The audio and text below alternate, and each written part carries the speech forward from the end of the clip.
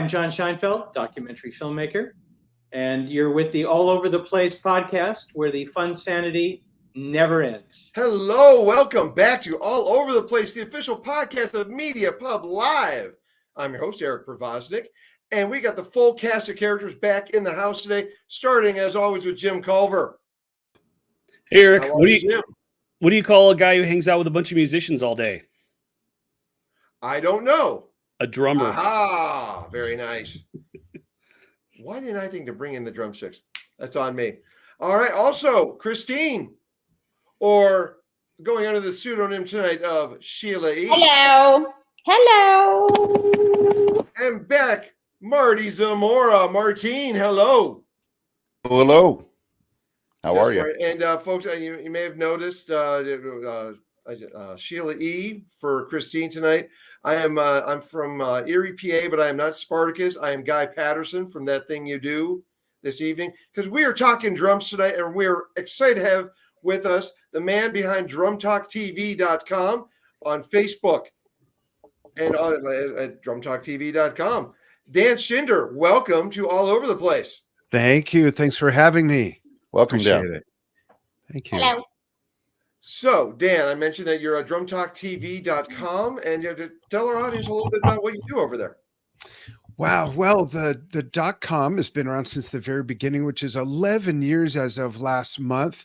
And it has a lot of our interviews from the first pretty much 8 of our 11 years, if my math is right, and a lot of specials and different things like that. It's about to go through a makeover starting next week and get a lot of other content that we just weren't updating it on. But all of our content can be found on our Facebook page, where we reach 100 million people a year and have over 1 million fans there. And when I say all our content, that includes our interviews, our event coverage, our documentaries, our silly memes. We have 4 original series, and we curate content from our fans from over 100 countries. All of that content, other than the still images like the memes, are also on our Instagram and YouTube and Vimeo channels as well. And then our new platform, DrumTalkTVBrilliance.com, is a site that's a membership site with exclusive online live streamed experiences like live concerts, live Q&As with big artists and producers, all in 3D environments, no goggles required, can access them from any device. And we got a bunch of other goodies we're getting ready to put in there as well. Real excited about that. And a quick disclaimer in that I know Sheila E / Christine, I've gotten to know Dan through that, and they're working on a project. Now, is it too early to let the cat out of the bag? And I've gotten in trouble in the past about bringing up things before I'm supposed to.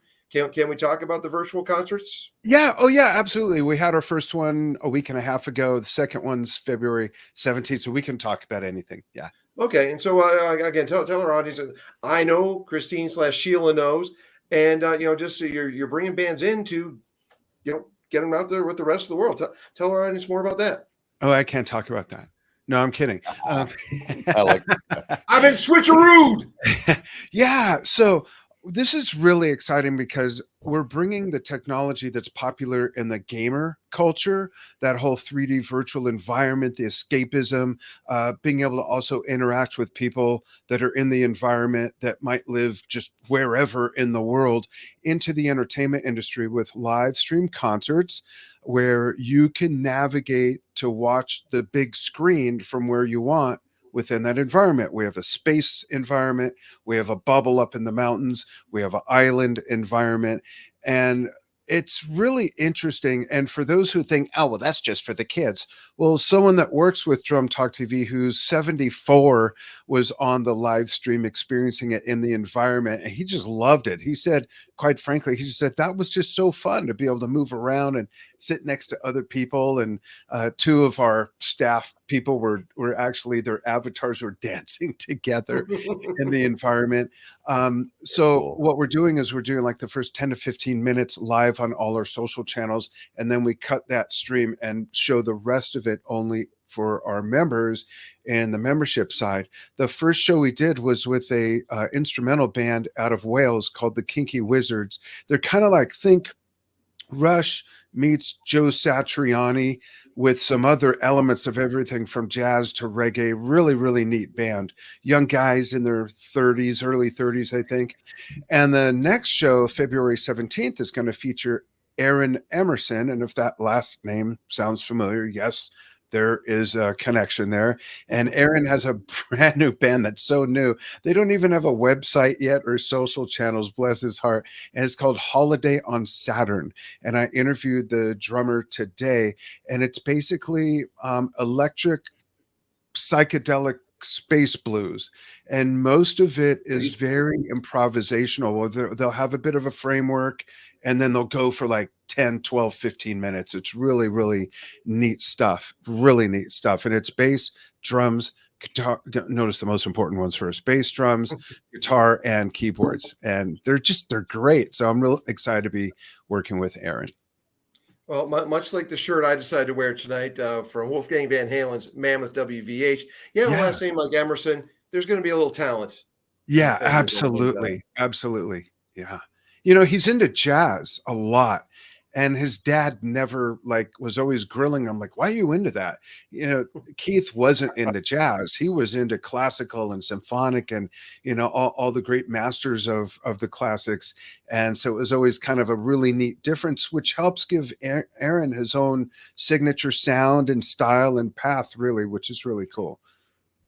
It's a Mozart and a Bach piece. It's a Mach piece. Right. Layers upon layers. There you go. A faux piece. Eric will always bring up Spinal Tap. It's a fan favorite around here and a host favorite as well. So now, and all this you can check out at drumtalktv.com and also on the Facebook page, and definitely check that out. Yeah, actually, that stuff you can see at on the Facebook page and whatnot. There's promos, but the actual site for that stuff is Drum Talk TV Brilliance.com. There you go. So, and our tagline is for that is share your brilliance and admire the brilliance of others, because we'll also be having fans participate in being able to share some of their content as well through some interesting things. Yeah. And we have three new shows that will only be in the membership site, and 2 of them are game shows. So we're real excited about getting those going as well. That'll probably be about 3-4 months off. Very cool. Marty, we meant to come up with some alternate themes for the show and then run them by Dan. There you go. No kidding. No kidding. Maybe a prog rock version.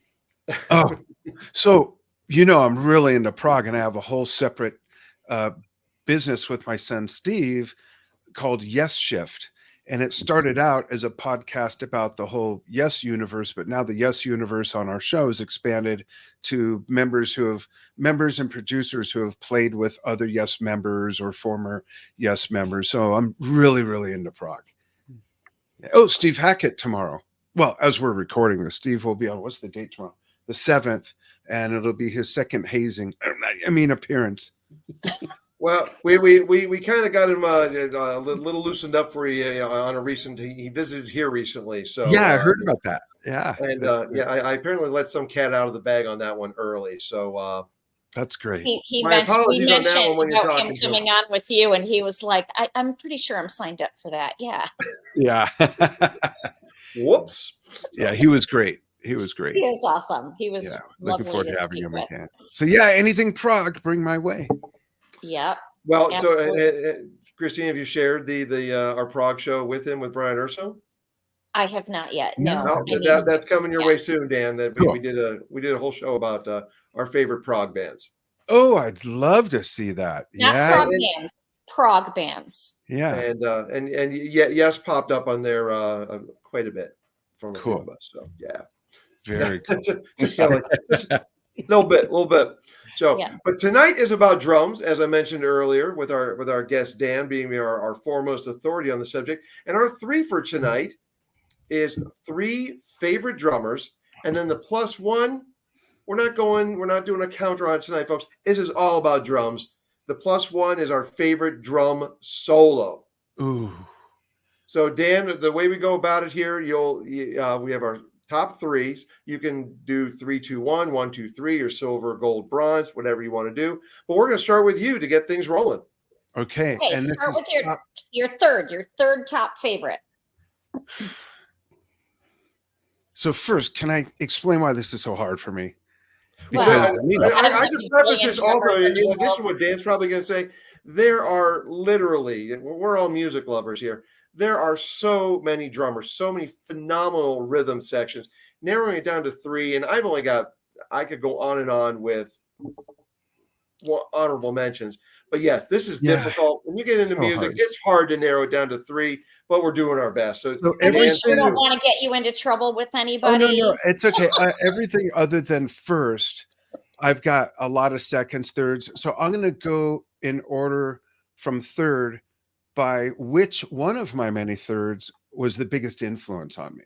Okay. A twist. Yeah, I'm going to say, and this is hard between second and third. My top second and third would be, I'm going to say third is Carl Palmer. Oh, Carl Palmer. Sorry, Carl. Second, absolutely. No, hang on. Just kidding. I was just kidding. No, we name them. We go around the horn. Then you come back for your second. Round there robin you go. style. Perfect. Yeah, that's interesting. You came up with that name, having just spoken of Emerson. Yeah, and Carl's been on the show 2 or 3 times. Yeah, he's, oh my gosh, just an immense player. And very early on, he was a huge influence on me. I was in a band at 15 playing Carnival 9, Toccata, Jerusalem, all that stuff, 15 to 18 years old. Yeah, it's a huge influence. Nice. Excellent call. Great stuff. Thanks. All right, Yeah, Marty, like to you. Me? Yeah, you. In the words of Beetlejuice, who, me? So mine are, they ended up being a little obvious, but, I like what I like. These are who I grew up with, and, I can't get enough of any of them. This is who I listened to when I was 15. This is who I listen to now. These are the guys. So if it's a little, little hacky, that's all right. I don't mind. They're obvious ones. My number 3, I was going to do them chronologically, but I have favorites. So I'm going to go with John Bonham. Absolutely, positively love his stuff. He was a savage. He hit them like he was trying to break them, like they owed him money. But then also he could, Fool in the Rain. He had the little shuffle there, very clean. And then he did a lot of his timing seemed like it was off timing, but it really wasn't. It just hadn't caught up with the rest of the, so, you 12 or more down the line. Hey, look at that. Everything does line up. Everything does work. But if you don't listen to music that much, it just sounds like it's, what's going on there. But the guy is phenomenal. To be that savage and also be pretty much a click track. I just love the guy and his style. He played for one of the greatest rock bands of all time, arguably the best, but whatever. One of the best rock bands of all time. And I love all the stuff he does. His intros on rock and roll and the cringe and the crunge. I said cringe. The crunge. Really great intros. The dude was just phenomenal. He's just always one of the highlights of Zeppelin for me. I love Jimmy Page and all, but man, just love that guy. John Bonham. And an influence on so many that played in that style afterward. It was like pre Bonzo and post Bonzo for rock and roll. Yeah. I'm guessing lots of guys going through the 80s were influenced a lot by him. A lot of drummers looking at that guy, and the best, the genius is always, burn out before they fade away. And sadly, he was one. And just very quickly, since Dan brought up Emerson, the Emerson father-son connection, what are your thoughts on Jason Bonham carrying on his dad's legacy? So his first solo album, The Disregard of Timekeeping, is phenomenal. It's very musical. The drumming is just great. I've seen Jason play in some other situations, his own band, the Led Zeppelin Experience. I love his playing. The only little, God, I hope he doesn't find out about this, but I gotta just be honest. The only issue I personally have is using a double pedal playing Led Zeppelin music. Oh, Like seriously? Well, he didn't have 12 appendages like his father seemed to have. You know yeah. what? I wish someone else was saying what I'm going to say. I've been playing Good Times, Bad Times like it is on the record since I was 10. Because I didn't know that you weren't supposed to be able to do it. And we played it in May at our 10-year anniversary show, the Drum Talk TV 10-year anniversary. I got my old band together, the bass player and the guitar player, where we did 3-hour shows where 80% of the show was Led Zeppelin. We played it just like every bootleg of any year we could play it. But our singer doesn't sing anymore, so we got Chaz West, who sung with Foreigner, Bonham, and his own band, Westbound. And I don't get the double pedal thing playing Led Zeppelin. It like shouldn't even be allowed. Flappy foot. Yeah, you got to have that flutter foot. Absolutely. And it's like anything else. You develop a skill, you practice. And so that's the only thing. But that first album, when I have him on the show, I'm not going to bring that up. But I do want to say the disregard of timekeeping. How did that just get set on its own and not, because it's very musical and he did a lot of the writing. And Trevor Rabin sings all the background vocals with the other two guys in the band. It's really a great album. And one of the greatest album titles of all time, too. I always dug that. Especially by drummer. That's really good. That's really good. Yeah. All right, Jim, round the circle to you. All right. My number 3 is drummer from one of my favorite bands in my 20s. It's Travis Barker from Blink-182. Tremendous drummer. I think honestly one of the better pure musicians in modern punk. He's really, really talented. He's really versatile. He's played with not only did he play some incredible stuff with Blink-182, but he's played with rap bands, with hip hop bands. He started his own group for a while. Just incredibly talented, and really has eclipsed Blink-182 in my opinion, both in terms of talent and celebrity. Just a great drummer, and he actually gives drum lessons to kids in his spare time. So a really good guy, and just incredibly talented, and band's a guilty pleasure for me. What can I say? I like what you like, and maybe the rest of us are in that age group. I look at him as like the new kind of the new wave of good drummers that came through, and and then I think, wow, that's not that new. That guy's like 40. Like that was 20 years ago. I know, that's weird. I still think of him as a contemporary. Yeah. Yeah. There's not much new about him. He's old like us now. Newish. Let's just make ourselves feel better. Newish. Yeah. We're talking about these guys that are from the 70s and 80s. Well, he's from the 90s, which, let's face it, that was, 30 years ago. Just last week, right? Seems like Yeah, it. totally. All right, Christine, to you. Okay. Well, my number 3, I mean, how many, I can imagine like not a ton of artists can say they've been in the same band for 50 years, but mine has since he was like a teenager. Doesn't hurt. He's not bad on the eyes either, but Larry Mullen Jr. from U2. Don't hate me, Marty, but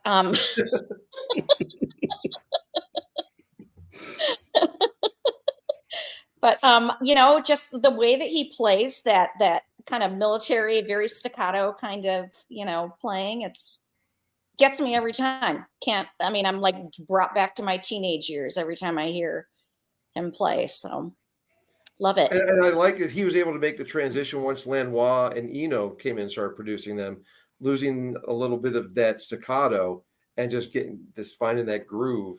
Yeah. And the next phase for YouTube. Yeah, definitely. Yeah.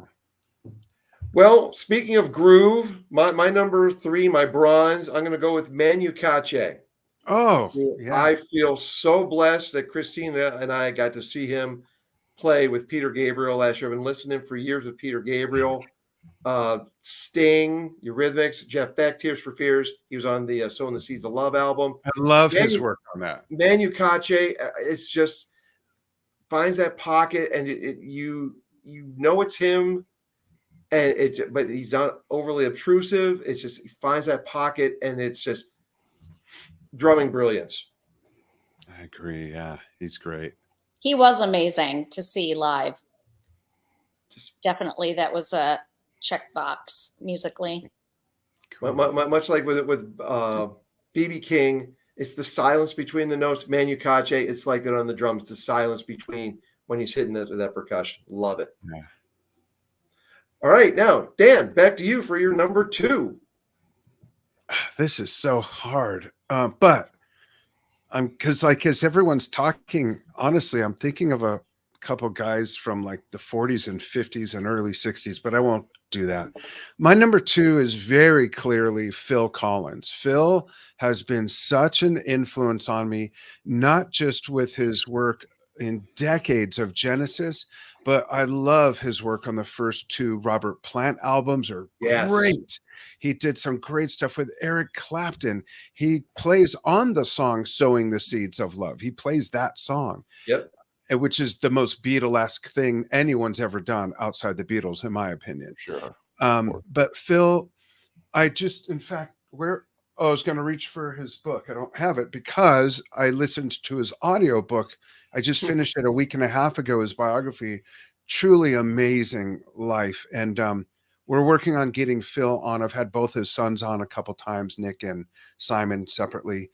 And Phil, just aside the fact that he became a great singer, became a great lyricist, became a great producer, songwriter, a phenomenal drummer. Just when you listen to those early Genesis albums from Foxtrot all through Peter Gabriel years, and then the first couple albums with Phil on lead vocals, The Wind and Wuthering and Trick of the Tail, or rather, Trick of the Tail, just unbelievable stuff. It really is.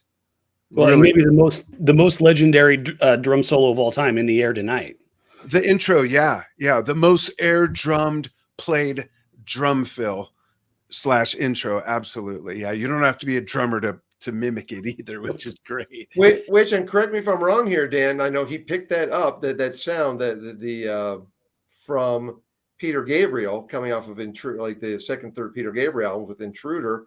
Was that Manu Katché playing on those albums by that stage with Peter Gabriel? Don't remember if he played on all those, but Phil and his engineer / producer, Hugh Padgham, they developed that gated drum sound where it just cut.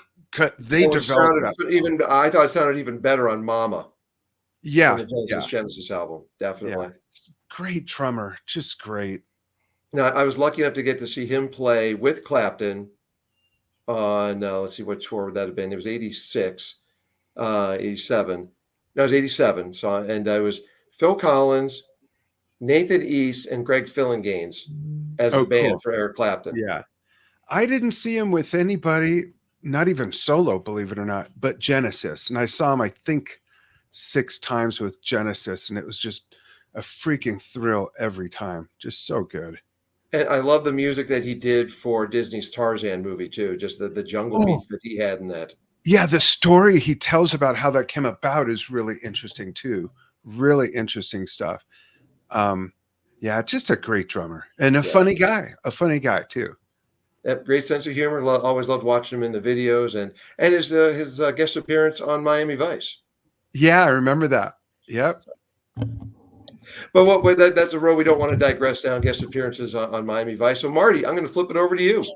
Come on, digression is our from the 80s. Right. That'll be a different show. Our favorite Miami Vice cameos. Yeah, we should name the show Side Quest. We get lost often. So I think, and you mentioned the gated drums.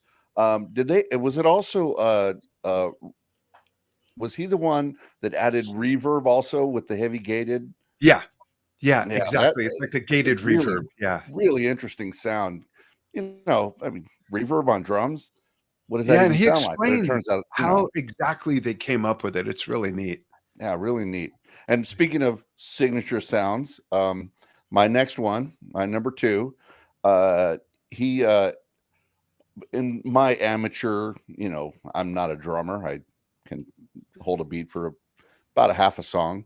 But I always thought he had this big, enormous, huge sound. Kind of like Kiss as a band, always sound kind of big. Everything seemed like they were playing to a massive stadium. Alex's drums were always really big. I love Alex Van Halen. He was one of the earlier guys with the double bass. There's other guys that did it, obviously, but he was one of the early guys. I mean, let's face it. Somebody else came up with it, but he adopted it and really played well on it. Just always a big sound and always interesting. You could always pick it out. It was always there. Any part of the song, you could always, if you thought about the drums, you could tune right in on what he was doing, and I just loved it. And he had the really epic stuff on like Hot for Teacher and Panama and that kind of stuff where he was just ripping. And here we go. So Dan, you'll be able to do this in some other time, but just the drumming underneath Eddie on Jump. What he does is so odd and strange, and if you solo that on whatever software you have, it's phenomenal. It's unreal what he's doing there. Yeah, I've never listened to the guitar. It's just so good.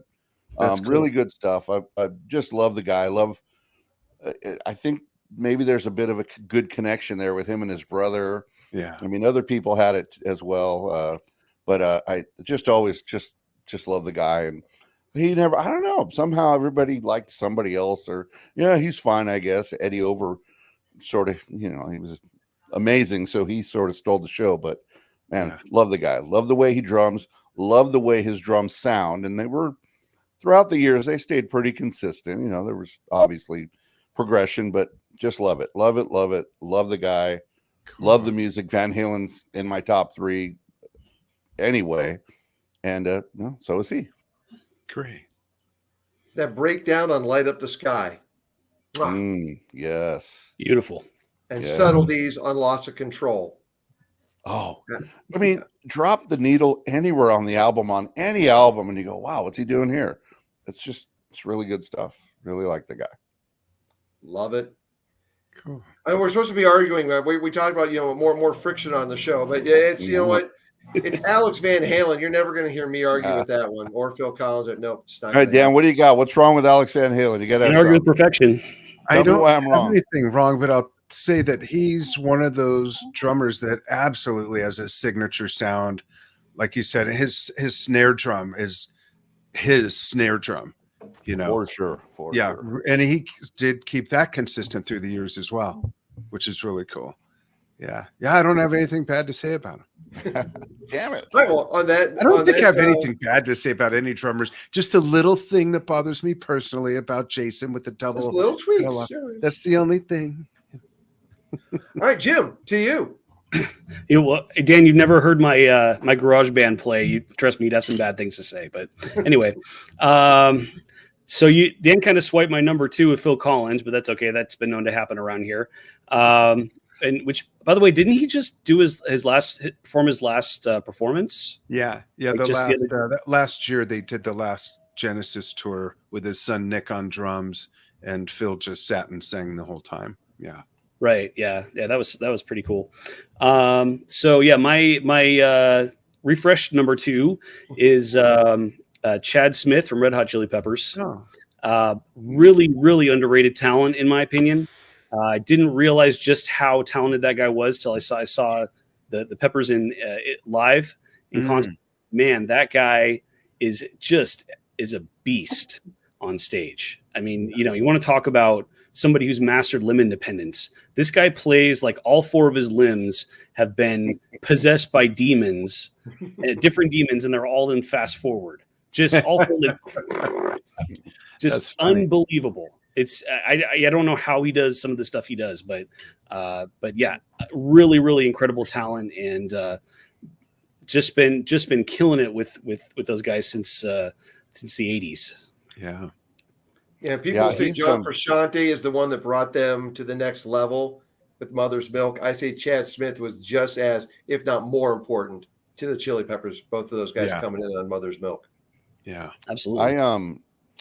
To further demonstrate how good he is, I saw a Chili Peppers tribute band in Lake Havasu, and they were really, really good, but he was struggling. It was the one thing that didn't really fit that well. And I'm like, well, I guess it's a little more signature than I thought. I knew he was good. I mean, let's face it, these guys are good, but I noticed how good he was because how different it sounded with someone else doing it. Somebody else trying to sound like him. Yeah. So, well, sounding like a band is one thing, but playing on their level is something completely different. Mm-hmm. For sure. And Chickenfoot, Chad Smith deserves as much kudos for that band as he does for the Chili Peppers. Yeah, love that's Chickenfoot. true. Christine, to you. Okay. Well, for my number 2, like I definitely in past episodes we've talked about different bands and things like that, and I love those bands where there's a lot going on stage. 13 different members, 10 different members. There's so much to see, so much to watch. But for my number 2, this guy is part of a duo, shockingly. And like Marty said with Alex Van Halen, playing it like it owes you money. They put out so much sound for only having drum and bass.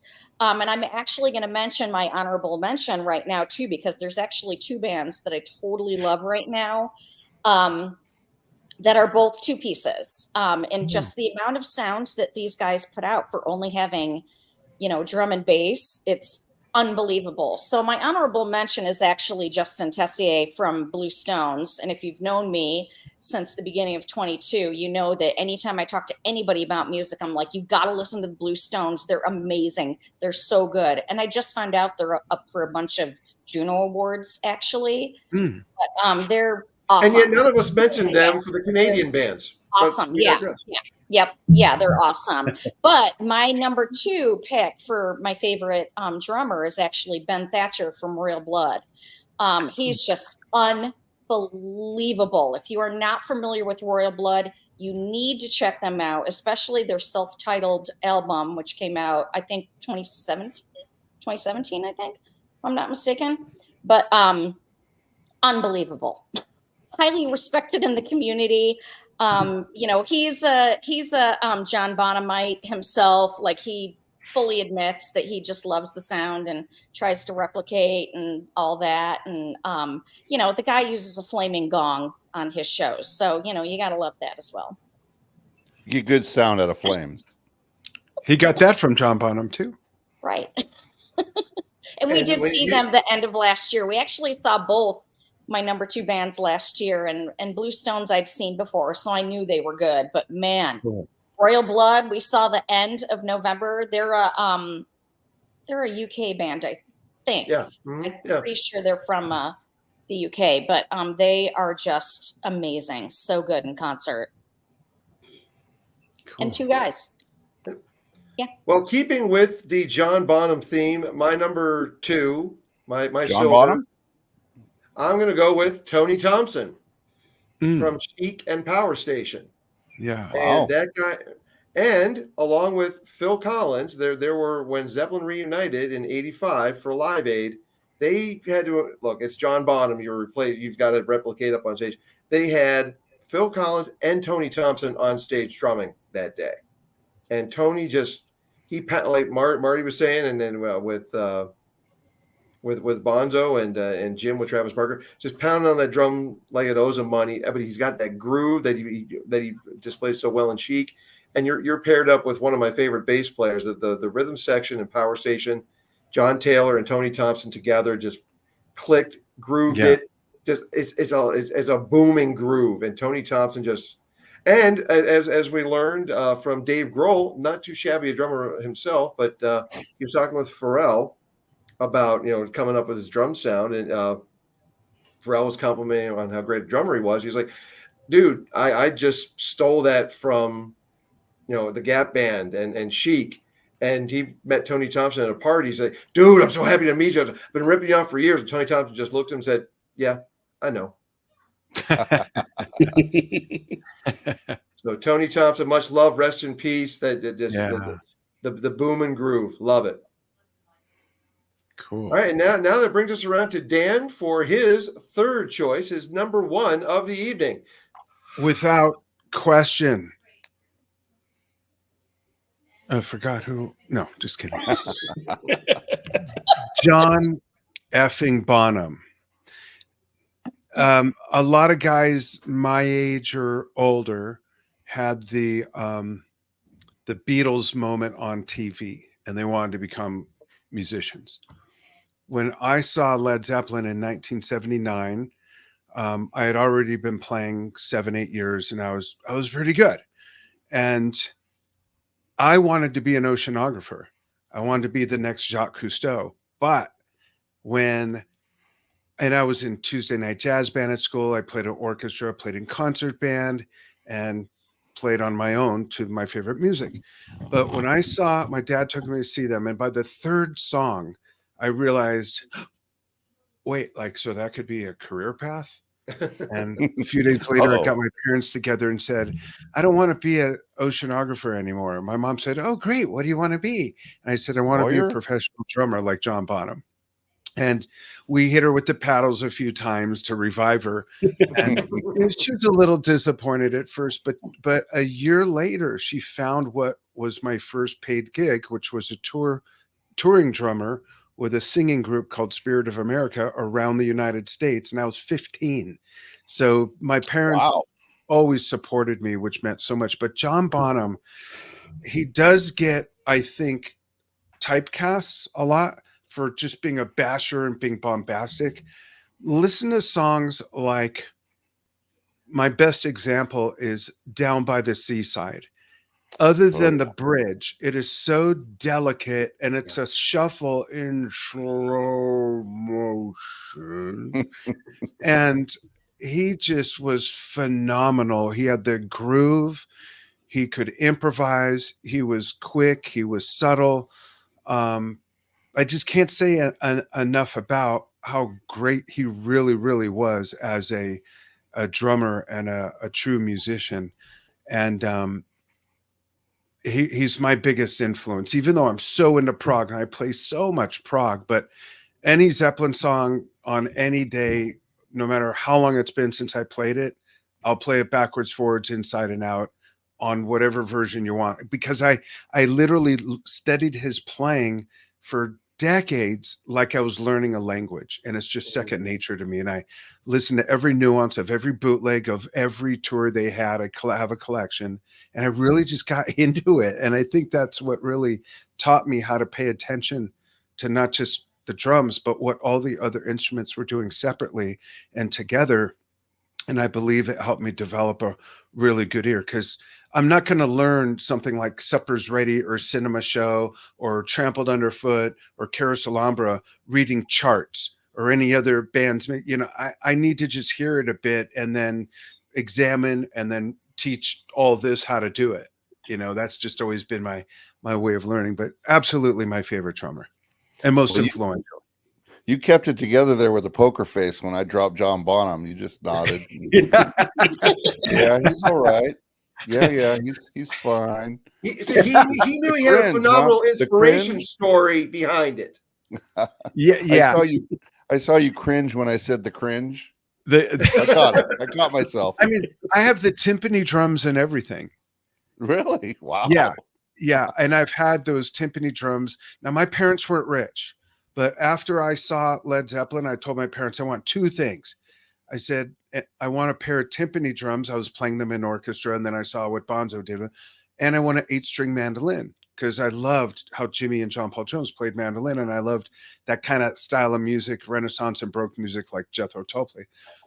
I actually got an Ibanez mandolin like a month later, worked it off, and they found a pair of used pedal tuned timpanis that were owned by a music store owner nearby, who was not a patron of. we went to a different music store, but they were his. He was the first owner, and he played them on recordings like with Artie Shaw and people like that. They're like 1958, 1959 Slingerland timpanis, and I'm the second owner. I was 14 when I got them. And I hesitate sometimes to tell that story because I don't want people to think I came from a family with money, which would be okay, but I didn't. And my parents, I dug freaking rosebush holes for 20 years for my mom in their yard to pay that off. And you still have them? I do. Yeah, they're set up with my big blue Prague kit. Yeah. Wow. Very cool. Yeah, Very just cool. love them. It's my favorite instrument. And believe it or not, my second favorite instrument to the timpani drums is the harp. Which play is harp. weird, right? How Harps get all the opposite could chicks. those instruments be? Be an interesting duet. Well, we're gonna get you a glockenspiel too. Just I have one. I have one. Of course you do. I didn't even need to. It makes sense. Yeah, I Nothing want drops- Kurtali, though. Yeah, Nothing drops the panties like a glockenspiel. yeah, And an accordion. yeah. You're damn right. Right there. Right there. All right, Marty, to I you. get the joke now. I get the joke now. To whom? Welcome to the world of Sheila. To whom? All right, Marty, Okay, your Marty. turn to live the glamorous life. What's that? Number one? Marty, over to you for your number one. We're to number one? Okay. Or gold, All right, however you well, want to define it. It's as obvious could be. Big fan of the band. Everybody knows. Drum roll. Neil Peart. He's there you go. Yeah, and old Neil. He played a little drums in a little band. Canadian, I think they were. I'm not sure.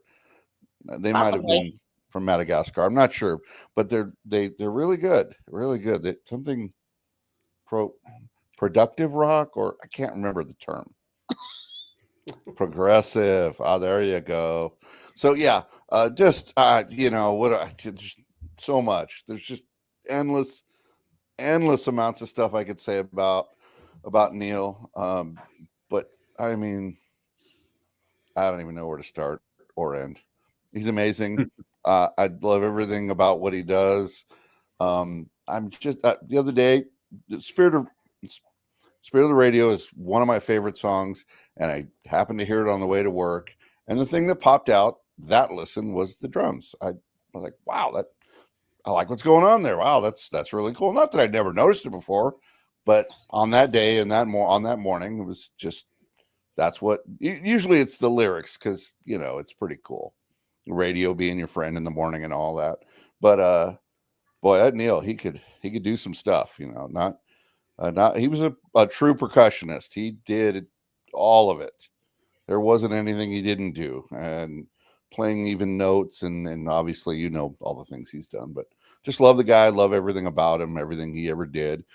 I mean, I know a lot of drummers would say, well, so and so was better, so and so was better. It's subjective, but definitely he's one of the best to ever do it. He's at least in the top 50. Oh yeah. Yeah. I kid. I I think he's funny. the best ever, but there are some others you could make easy arguments for, but he's definitely one of the top guys. Well, love Neil Peart. No surprise at all. No surprise to anyone. I think you wouldn't get much argument from most people that he's one of the top best drummers in the world ever. Even drummers that don't really like him. Oh yeah, he's pretty good. Yeah, that guy. Yeah, He's all right.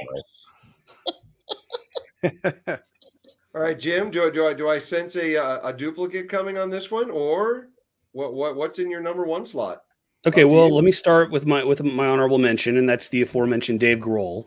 Gotta give him props because I mean, when you're the drummer for the most famous grunge band of all time, that's a pretty tough act to follow when you get out on your own. But he absolutely pulled it off, and has done some amazing things.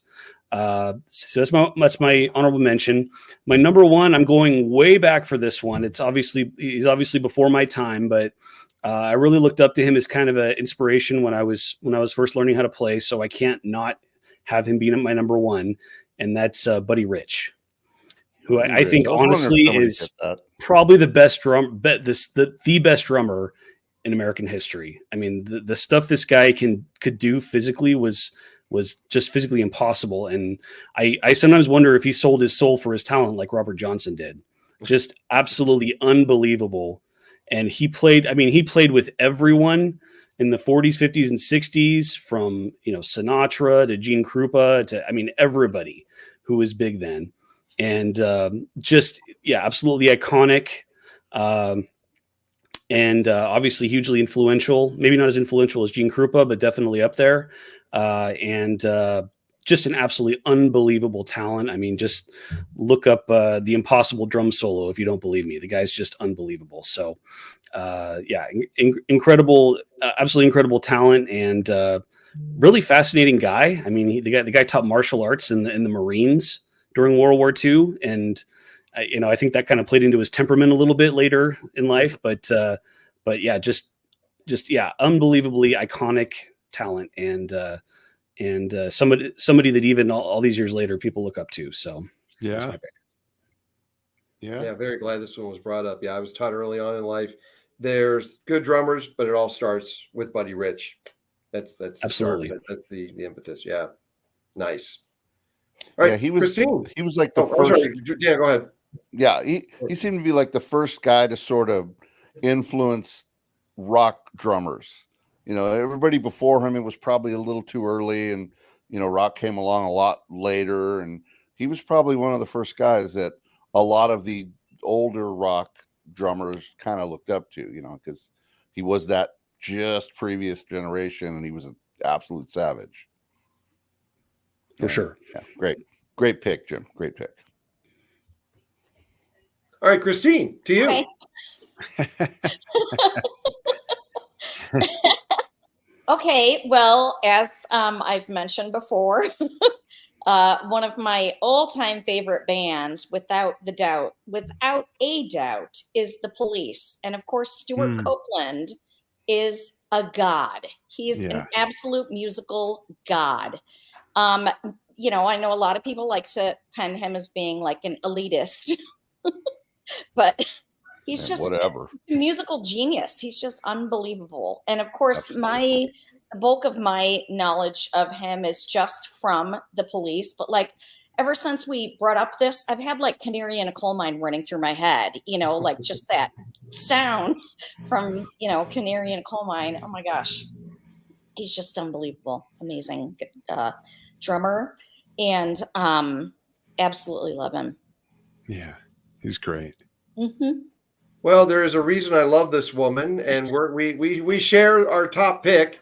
And for me, and Eric's a lot more eloquent talking about all of this stuff, so I'll let him take it from here. Well, no, you nailed everything about him. It just the guy plays every instrument. You look at, and just since he started doing score work back with Rumblefish, and the song that he did with Stan Ridgway on that album, "Don't Box Me In."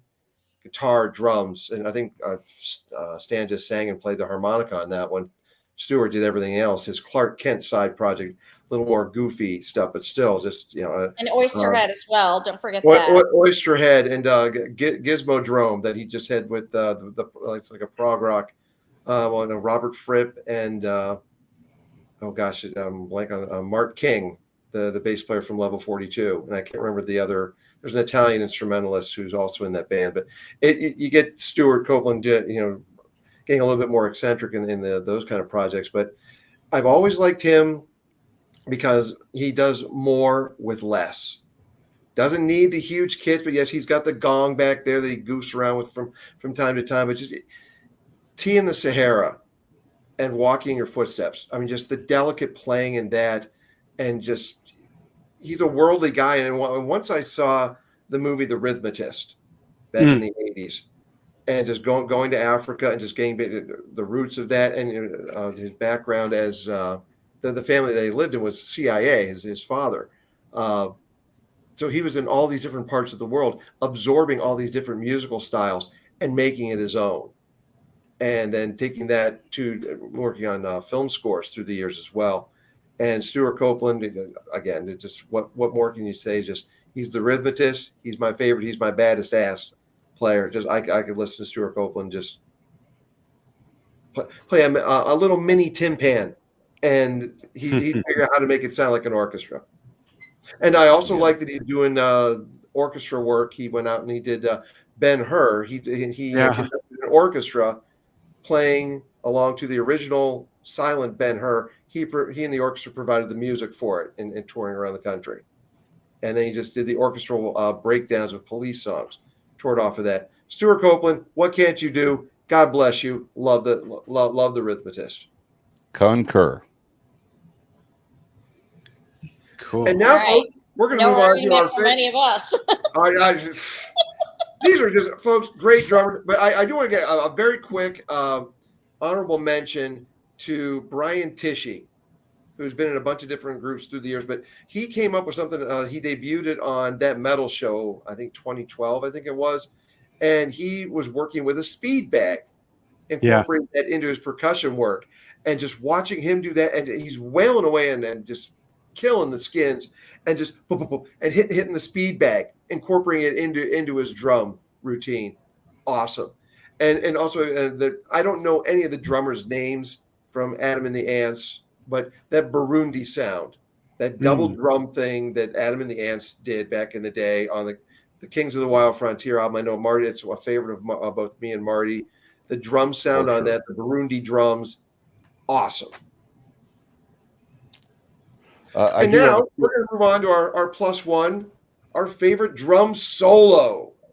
It could be 5 minutes. It could be a 20-minute drum solo. Dan, as our expert, we're going to kick this off again with you.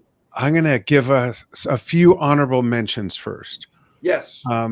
And Neil Peart, certainly a huge influence on me. He's in my top 5.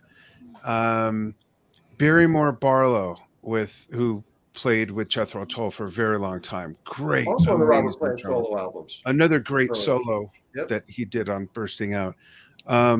My good friend, the late, great Alan White of Yes, Bill Bruford, Terry Bozzio. There's so many, but my two favorite solos that I just cannot get enough of. John Bonham's version of Moby Dick on the vinyl original version soundtrack of The Song Remains the Same. I just lived, breathed, ate that until I had it totally down. Just love that. The other one, look up Drum Talk TV, Papa Joe Jones. And the solo that this guy did in 58 with he was playing with Louis Armstrong. No, or Dizzy Gillespie. It's shown in the video. The video starts with the band ending on the note that leads into the drum solo. This guy's handwork. There were a lot of drummers that played with their hands before John Bonham. Papa Joe Jones was one of them, and to this day, I've watched and watched and watched and watched and watched and watched. I cannot figure out what the F word he's doing. I can't physically put it together or even mimic the sound, because before video, you'd figure something out and do it. It would sound just like it, but then years later, you might see him in concert or see a video and go, oh, that's how he's doing it. But with Papa Joe Jones, I can't even fake the sound of what he's doing with his fingers and his whole hands. It's an amazing solo. It's in black and white, just amazing. And those guys all played in suits back then. Get out of here with that. Like, really?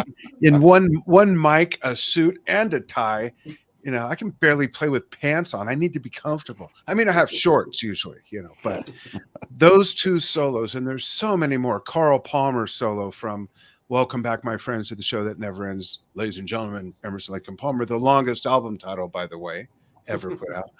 There's just so many, but those two are the ones that the one with Bonzo, when it came out, I've known about it since, but I didn't know about the Papa Joe Joe ones until I started doing Drum Talk TV, and then I came across it, and it just blew my mind.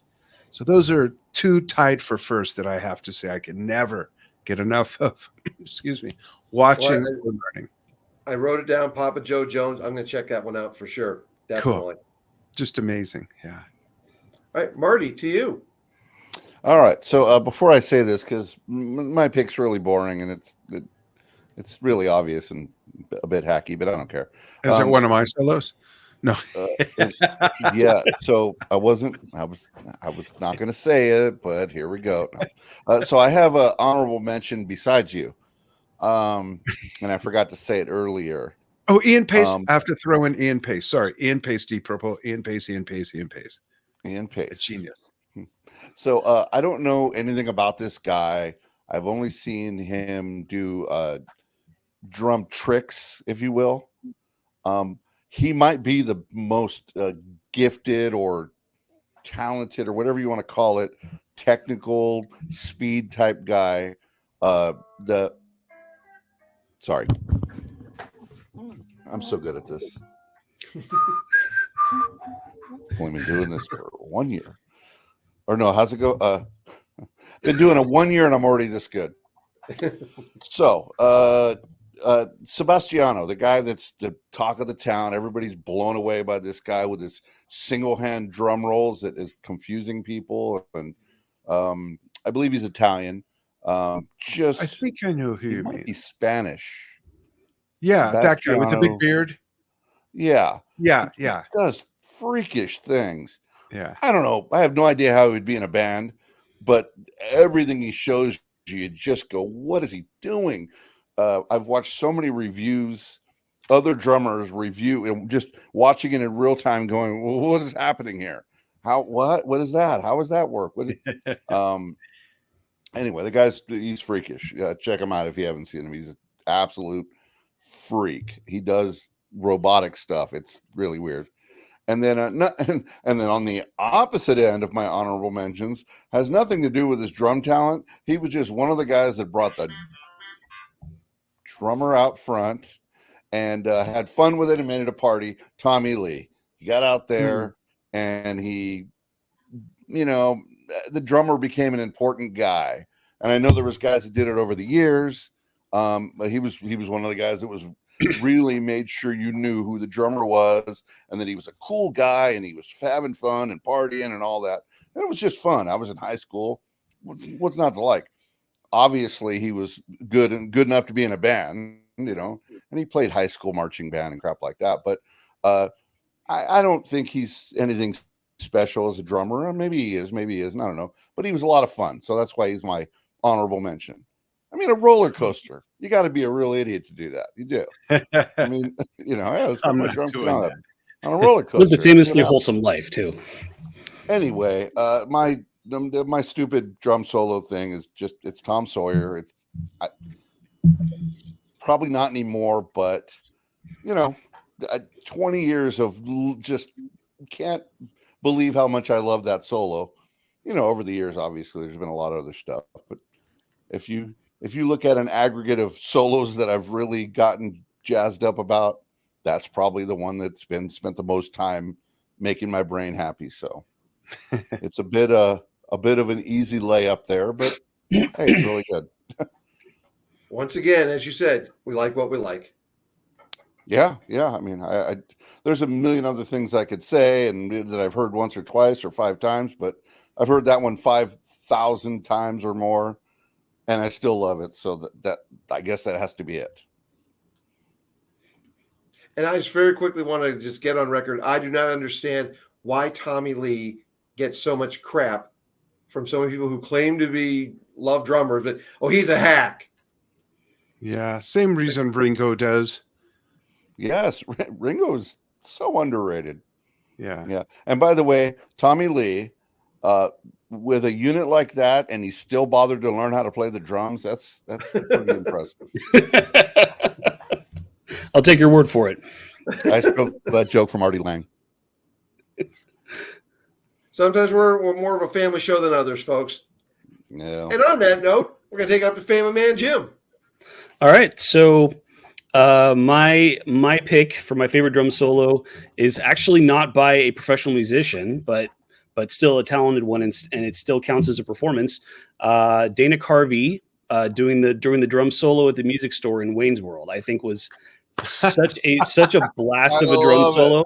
And it does count as a performance because he didn't practice it. It wasn't scripted. They just set up the drums and said, "Go nuts," and we'll film it. And he absolutely killed it. Like I thought that was an amazing drum solo. and it's so much fun. And and a little bit of trivia. So after that, the guy walks up to him and says, "You're amazing, dude."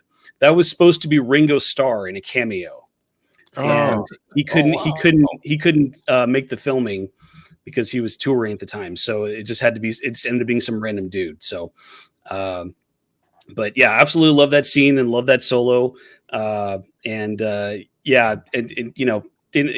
is just such a fun character and one of the reasons I wanted to be a drummer. So that's my pick. And a couple of quick honorable mentions. Since I'm including actors anyway, I'm going to include Rowan Atkinson, who does a hilarious bit on stage where he plays an invisible drum set. Yeah. If you haven't seen that, look it up. It's great. And also I'm going to include Tyler Stewart of Bare Naked Ladies. Every concert, he does an extended drum solo while the rest of the band walks backstage. And then the video plays like video feed of the rest of the band, like getting massages, lighting up cigars, and just basically like just doing all this stuff while he's playing through the solo, and it's That's hilarious gag. So, and he's incredibly talented too. But so yeah, those are my honorable mentions. Well, I love the Garth Algar choice. He likes to watch. He also likes to play. I like to play. So, Dan, you're a drummer. I don't understand. The hardest working guy on stage is the guy that doesn't get to take a break. Depends on the band. Back, Depends on the band. The drummer is doing the most, and then everybody takes a break, and he does even more. Yeah, Steps it but up. there are bands that have songs where the drummer gets a break. But for the most part, you're right. He's the one that goes even farther. He or she goes farther while everyone else is taking a break from not doing that much. I mean, they're already doing the most. The drummer is already working harder than everybody else. Yeah. Regardless of what David Lee Roth thinks. The drummer is the hardest worker. Definitely. And then he gets to turn it up to 11 while everybody gets a break. Yeah. Man. Yeah, it doesn't make sense. Well, They should Marty, be fanning him or something. Yeah. You brought him up right there, David Lee Roth, Van Halen. He had a bass solo and a guitar solo. So there are 2 times where Al gets to take a break. Yeah. And since you brought up going to 11, Marty, who was your favorite Spinal Tap drummer? Was it Stumpy John Pepys or was it Mick Shrimpton? So many to pick from. R.I.P. Or what's your favorite way of a Spinal Tap drummer dying? Spontaneous combustion or dying from choking on someone else's vomit? Explosion. I've done both and survived. See? That's why he's here, folks, and not off drumming for Spinal Tap. By the way, nobody mentioned Animal from the Muppets. Christine hasn't done her solo yet. You don't know. Groove, Marty. Oh, I was just going to mention that my favorite fictitious drummer is Animal, since Jim brought up Garth. That's funny. My coverage. Busted my All right. groove. Well, Sheila E. / Christine, we go to you for your Well, favorite I solo. do need to give a shout out to the wonderful and amazing Sheila E., who played. I was exposed to her because of Purple Rain, where she was on stage with him, and she performed with him a lot, in the 80s. And man, that woman, and I, as a kid, didn't realize that females could play the drums as well. But man, she was unbelievable, just absolutely unbelievable. So shout out to Sheila E. Well, again, you come from that family, though, a very musical family with your dad. True, He's a good great point. jazz player. So True, good point. Steve Yeah, it's in the genes. Bob Yeah. E. yeah. It doesn't always transfer, though. Sometimes you need a double pedal. Wow, fall back on yourself. Good job. Love it. I do like the thing she did. We'll do some clever editing on this one, Dan, so Jason never finds out. I don't offend anybody. I like the thing she did in We'll be Glamorous tagged. Life where she kicked the crash cymbal. That was cool. Yeah, super Man, cool. if you can't kick a cymbal, you're not cool. And in Right. time, she kicked it in time and kept going. But she was Yes, standing. yep. But yeah, Glamorous Life. I mean, that's great. Heck Good. She had yeah. a little my solo God. in that. That could have been your favorite. Absolutely. Yep. Absolutely. But I am going to go back to my retro pick. Of course, modern day, I mentioned Ben Thatcher. Can't get enough of, his playing in Little Monster on their self-titled album. So check that out if you get an opportunity. But, you hear that, ba-da-da-da, bum, bum, ba-da-da, ba-da-da, ba-da-da-da, bum, bum. And then the guitar comes in. Sunday Bloody Sunday. Yeah. Can't get enough of that. Yeah, me too. Best intro ever. Yeah. Or him on the lead in on Bullet the Blue Sky. Oh my gosh. Those drums. Holy smokes. That is a great intro. I love that The intro. drum sound on Bolt the Blue Sky. Hell yeah. And I actually learned, in looking through things to prep for this, I didn't realize the way that they recorded the drums on Bullet the Blue Sky was that they actually had him go into studio by himself and recorded it. And then they went to this warehouse and had it played through speakers in the warehouse and recorded it that way to make it sound so big and echoey. Did not know that.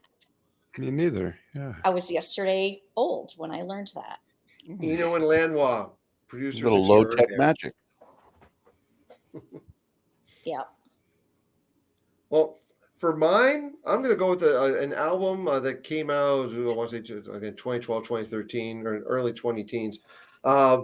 You don't get drum solos very often in the modern day, especially in a rock song. You go to a live show, you see the solo, stuff like that. But on Rob Zombie's album, Hellbilly Deluxe 2, and he goes by Tommy C or Tommy Clufetos, I don't know. Oh, yeah. So when your last name is Provoznik, you should be able to get everyone else's last name correct. But I'm just going Tommy C was how he was credited on the album. But the drum solo, it's like a 7-minute drum solo, comes about halfway through The Man Who Laughs, the last song on that album. And it's just, he's going crazy. It's 7 minutes, takes you back to just like if you're at a show and you're just getting the drum solo right there. And it's on an album. And it cuts back into the song. And then there's just the big crescendo out. Yeah. Tommy C, The Man Who Laughs, from Hellbilly Deluxe 2, Rob Zombie. I got to look that out. But be careful, though, because again, I was reminded of this in doing the research. Tommy C quit the band after they recorded the album. They're going out on tour. He quit to go play with Ozzy. So Rob Zombie's like, all right, fine. Well, I wish you would have done it differently. But they went in with the new drummer and they re-recorded. I'm not sure if all, but certain parts of the album they omitted. So on the next edition, it was like a special edition of Hellbilly Deluxe 2 that does not include the drum solo. Both of them are available on Spotify. Go with the original one. If it's not the 9+ minute song, it's not the one with the Tommy C solo. Interesting. Band members can be vindictive. It's ironic that, Tommy C goes to play with Ozzy, and Ozzy had slipped out and had stripped out parts from the rhythm section with his early albums with Lee Kerslake and whoever the rhythm section was in the early albums. Yeah.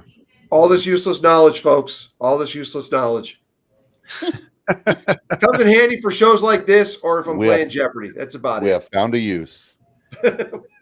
Use for the uselessness.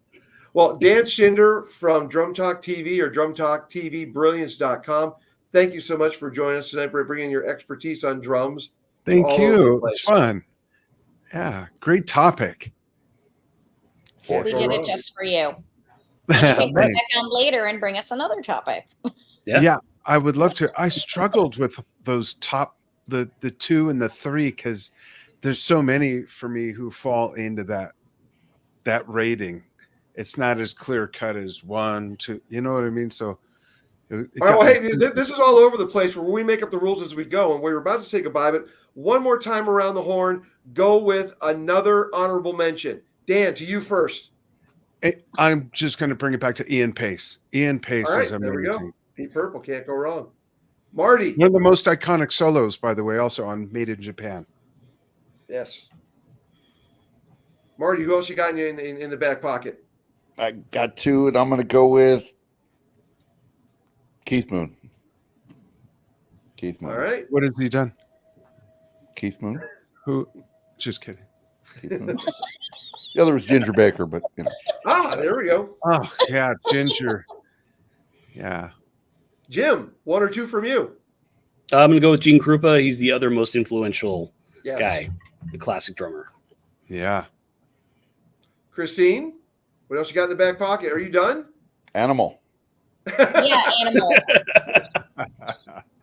All right. Well, then I'm gonna close with another mainstay from the '80s, Omar Hakim. He pretty much followed similar paths to Manu Katché, playing with Sting, Peter Gabriel, and well, no, maybe not Peter Gabriel, but Bowie. He played with Bowie as well. Yeah. And I got to give some love to the man from the New Power Generation, and he played with Paul Westerberg as well, Michael Bland from the New Power Generation out of Jesus Minneapolis. Christ.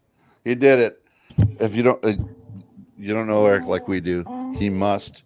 He got in the replacements mentioned. Shoehorn the replacements. No, that was not the replacements. Paul Westerberg solo. Whatever. He's from the replacements. You just had to. Well, Josh I Freese. appreciate that. Josh Thank you. Freese, there's another drummer who's played with everybody, including the reconstituted replacements. That's it, folks, all over the This place. is the part where he gets defensive. Oh, and much This love is the to defensive Wolfgang section. Van Halen, who can play any damn instrument he wants to. That's Yes, right. he can. Awesome. All right, Dan Shinder, thanks again for joining us here on All Over the Place. Thanks. Folks, check him out on Drum Talk TV, Facebook as well, or drumtalktvbrilliance.com. Thank you so much. All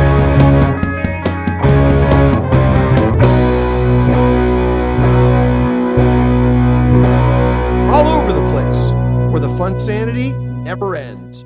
The opinions expressed by the guests are theirs and do not necessarily reflect those of the hosts or the producer.